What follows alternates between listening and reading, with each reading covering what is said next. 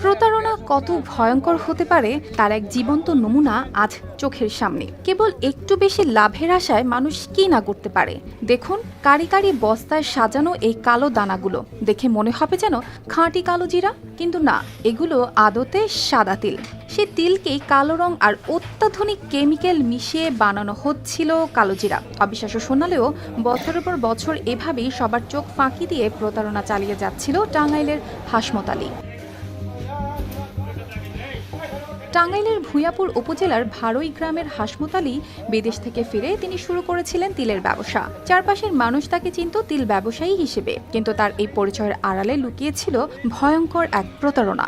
পণ্য রূপান্তরিত করতেছে, এটা তো বিশাল ব্যাপার। কারণ 50 টাকা কেজি হইলো তিল, কালো জিরা হলো 300 টাকা কেজি। সেই তিল রে কালো জিরা বানাইতে পারে, এইটাই আমাদের বোধগম্য ছিল না।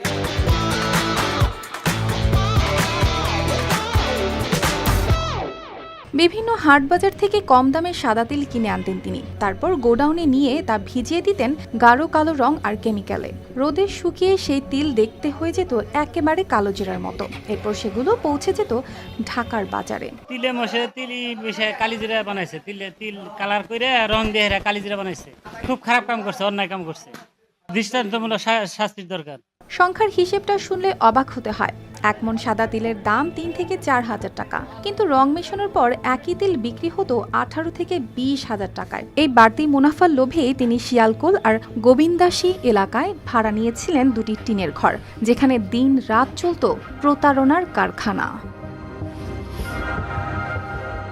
কিন্তু শেষ পর্যন্ত ধরা পড়ে গেলেন হাসমত। ভোক্তা অধিকার সংরক্ষণ অধিদপ্তর ও পুলিশ যৌথভাবে অভিযান চালায় তার গোডাউনে। তো আমরা ভোক্তা অধিকার আইন অনুযায়ী ভেজাল করার অপরাধে তাকে 1 লাখ টাকা অর্থদণ্ড এবং তার এখান থেকে প্রায় 50 মণ এরকম রং মাখানো যে কালো জিরা তিলকে সেটা যেটা বানিয়েছে, আমরা এটা প্রায় 50 মণ জব্দ করে এটাকে বিনষ্ট করে দিব, যাতে এটা মানুষকে উনি না খাওয়াতে পারে বা বাজারজাত করতে না পারে। হাসমত আলীও আর অস্বীকার করতে পারলেন না, জানালেন ভবিষ্যতে আর এমন কাজ করবেন না।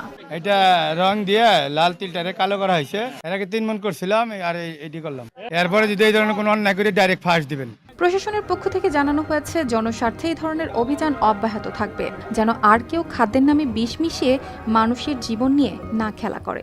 আপনারা জানেন যে আমরা গোয়েন্দা তথ্যের ভিত্তিতে জানতে পারি যে এখানে আপনার কিছু অসাধু ব্যবসায়ী তারা লাল তিলকে কালো করে কালো জিরা বানিয়ে সারা দেশব্যাপী সাপ্লাই দিচ্ছে, এবং কি এটা আপনারা জানেন খুবই ক্ষতিকারক একটা বিষয়।